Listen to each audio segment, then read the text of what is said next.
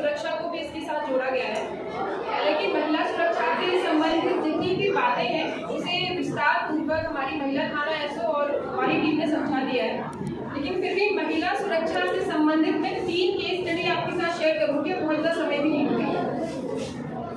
सबसे पहले एक केस स्टडी है प्रीति राठी के बारे में, ठीक है।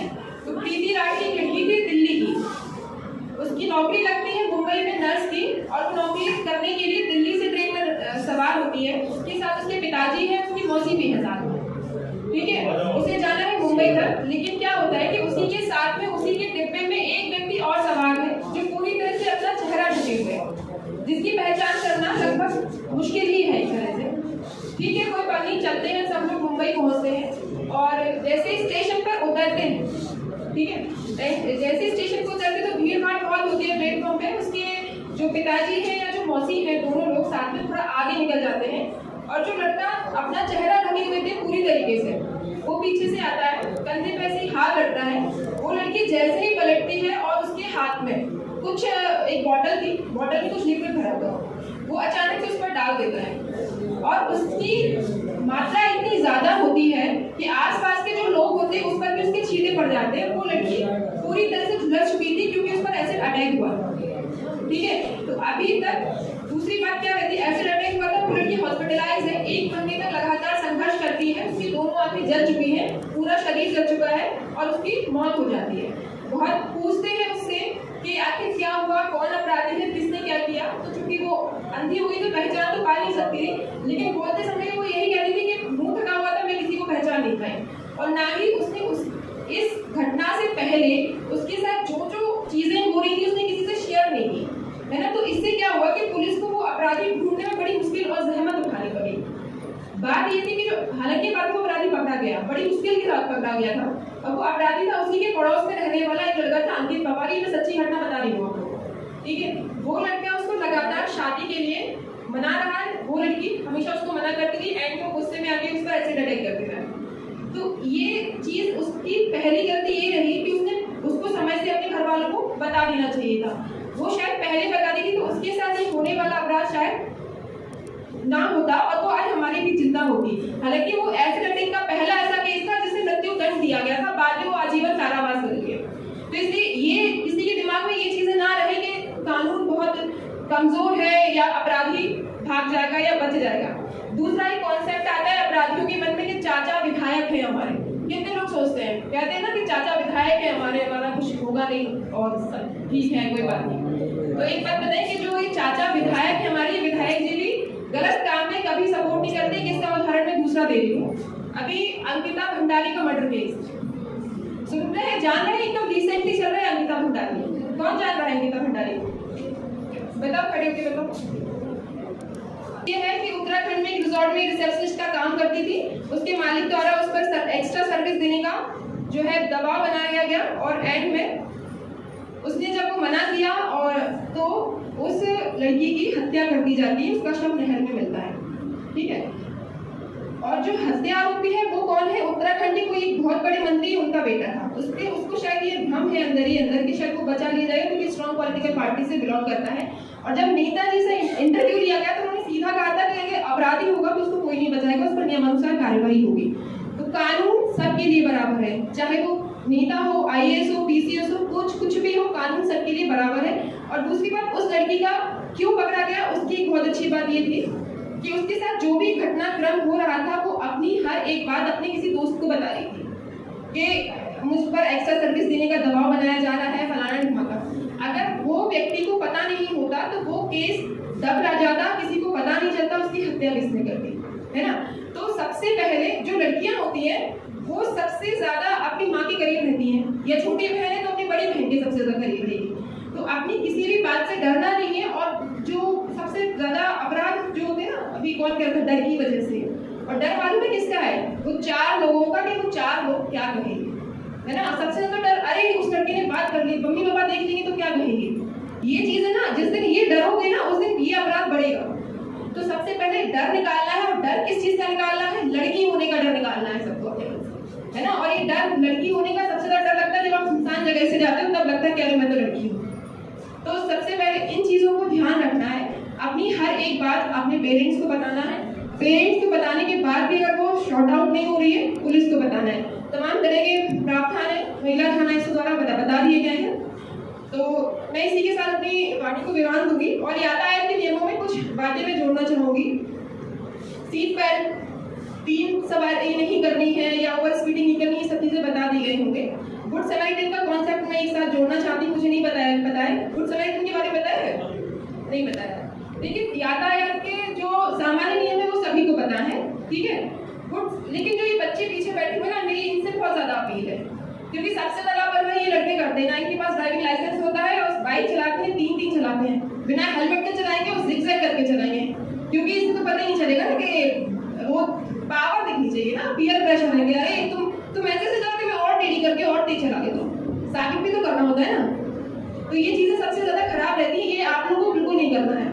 गुड समैरिटन का कॉन्सेप्ट ये है, यदि आप अपने सामने किसी दुर्घटना को होते हुए देखते हैं, कोई एक्सीडेंट हो गया है, तो पुलिस को तो आप संपर्क करेंगे ही, 112 का नंबर डायल करेंगे, पुलिस तुरंत सहायता के लिए आएगी। लेकिन किसी वजह से अगर आप ये देख रहे हैं कि बहुत ज़्यादा क्रिटिकल स्थिति है, जब तक पुलिस आएगी या एम्बुलेंस आएगी 10 मिनट 15 मिनट लग जाएंगे और उस व्यक्ति की मृत्यु भी हो सकती है, तो आप खुद उसको हॉस्पिटल तक पहुंचा सकते हैं।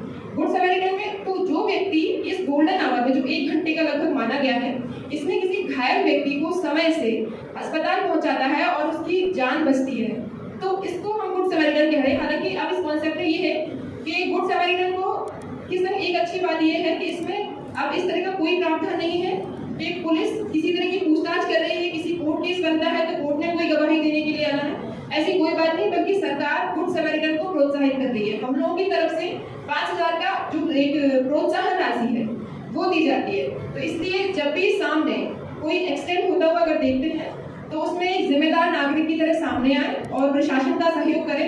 हो सकता है कि आपके द्वारा की जाने वाली त्वरित कार्यवाही किसी की जान बचा दे, किसी के घर का जो एक दीपक जो बुझने वाला है वो बचा दे। और दूसरी बात, वो लड़के टारगेट है, आज सुन नहीं रहे, देखो इधर सुनो, तुम लोगों के लिए सबसे लड़कियां तो अपना एक्शन करेंगी, बाकी आप एक जिम्मेदार नागरिक हैं, आप एक ऐसा माहौल बनाइए कि ये लड़कियां आपके साथ सुरक्षित महसूस करें, आपके साथ अगर वो चलती हैं तो उन्हें किसी तरह का डर महसूस ना हो, एक जिम्मेदार नागरिकों की तरह। इसी के साथ मैं अपनी वाणी को विराम दूं। धन्यवाद।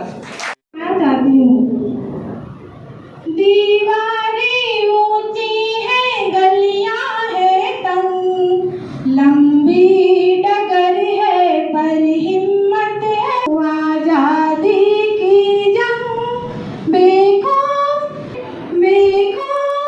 आजाद है रहना मुझे, बेखौफ आजाद है जीना मुझे, बेखौफ आजाद है रहना, इसमें बेमरे हम लाश नहीं हूँ मैं जिंदा पतंग, मन में है आशा उम्मीदों के रंग, हर आंसू बनेगा एक आजाद है रहना मुझे, बेखौफ आजाद। हमने नारी शक्ति के संबंध में 2 शब्द कहना चाहती हूँ, जिससे आप लोगों को थोड़ी कुछ प्रेरणा मिले, कुछ हमारा जो शक्ति अभियान है उसके संबंध में आपको कुछ जागरूकता है।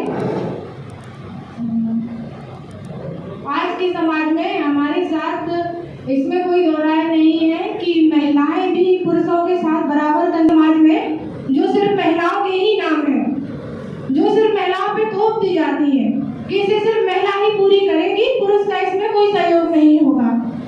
तो एक समय ऐसा भी आता है हमारी जिंदगी में जिस समय हमें ना परिवार से आपका पैर उठा लिया, आपको कुछ नहीं करना, हाथ लिया हाथ लगा दिया, इतना तो कर लोगे ना, आपका खोल जाएगा, हम तो इतना भी नहीं कर पाएंगे। हाथ रखा किसी ने, कुछ नहीं करना, स्पीड से नीचे बैठ जाओ, ठीक। जो भी पीछे आपको पकड़े होगा, जब आप हाथ हटा रहे हो हैंड से, ये स्पीड से नीचे 100% जो भी आपको पकड़े होगा वो थोड़ा लड़खड़ाएगा, उसके बाद आप 1-2 स्टेप और यूज कर सकते हो, नहीं यूज कर सकते हो तो आपकी बुद्धिमानी इसी में है कि अगर आप उस भाग लोगे, ठीक है। और भागोगे भी तो चिल्लाते चिल्लाते, जिससे आपकी हेल्प के लिए 2-4 लोग आए। ये नहीं कि आपने मुख पर हीरो की तरीके हाथ हटाया भागने लगे। आज का टाइम ये है, आपके बगल में कोई किसी का खून भी कर दे कोई ध्यान नहीं देता, जब तक आप अपनी हेल्प के लिए चिल्ला चिल्ला के कहोगे नहीं, ठीक है। तो आपने अगर उसका किया और उसके बाद आप शाउट करके तब भागोगे, तो जो लोग चल रहे होंगे सड़कों पे उनका आप पे ध्यान जाएगा, वो आपकी हेल्प करेंगे, आपसे पूछेंगे, है ना। फिर उन्हीं में से कोई आपको, इतने सारे नंबर है, कोई कॉल करेगा या किसी भी तरीके आपकी हेल्प करेगा, ठीक है। और चिल्ला तब पाओगे जब आपका सेल्फ कॉन्फिडेंस अच्छा होगा, नहीं तो लोग चिल्ला भी नहीं। इसमें से कितने लोगों से मैं कहूँगी चिल्लाओ तो चिल्ला भी नहीं पाएंगे। चिल्ला लोगे? चिल्ला के दिखाओ। अब देखो पीछे लड़के चिल्लाओ, देखा ये अंतर होता है। लड़कियां अपना सेल्फ कॉन्फिडेंस खुद ही दबाए होती हैं, लड़के कम है और फिर हम तेज चिल्लाएंगे।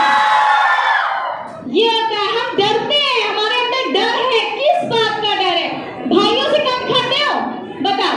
लड़कों से कम खाते हो? नहीं। लड़कों के पास अब आज के टाइम पे 3 काम है। पहला, घर पे खाना खाना, मम्मी का दुलार लेना, ये बोले। दूसरा, पहले टाइम पे हम बाहर जाते थे, बाहर के गेम खेल लेते थे, क्रिकेट खेल लेते थे, ये वो। मोबाइल आया, कुछ काम नहीं, मोबाइल में पबजी चल रहा है, एक अंगूठा यूज हो रहा है, हाथ भी नहीं यूज हो रहा है, ठीक है। तीसरा काम उनका एजुकेशन, जिस पे बहुत ही कम बच्चे ध्यान देते हैं। लड़कियां तो ध्यान देती हैं, लड़के बुरा मत मानना, लेकिन रियलिटी है, सबके घरों के लड़के यही करते, ठीक है। फिर लेकिन लड़कियां क्या करती है? अपनी एजुकेशन पे भी ध्यान देती, मोबाइल वो भी देखती हैं। आजकल लड़कियां भी शरीफ नहीं, मोबाइल वो भी देखती हैं, ठीक है। एजुकेशन करती हैं, अपनी मम्मी के साथ काम भी कराती हैं। कराती हो? काफी लड़कियां कराती हैं, ठीक है। आपके हाथ ज्यादा मजबूत होते हैं। कभी आपकी मम्मी घर पे बीमार हुई तो आप खाना बनाते हो, हाथ को रोल करते हो, आपकी क्या चीज रोल होती है? रिस्ट रोल होती है। कभी आपने मशीन में या किसी चीज में, आप आजकल टेक्निक बढ़ गई है, आप मशीन में कपड़े धुल ले, सब कुछ कर लेते हो, लेकिन थोड़ा बहुत हाथ से निचोड़ते हो। किसने वर्क किया? हैंड ने किया, ठीक है। उसके बाद आपने झाड़ू लगाया, कुछ भी किया, घर के काम आप ही करवाते हो, तो आपके हाथ पैर यूज होते हैं। भाइयों ने आप जोड़ लो कितना किया, तो किसके हाथ पैर मजबूत होने चाहिए? आपके ना। तो किसके अंदर सेल्फ कॉन्फिडेंस ज्यादा होना चाहिए?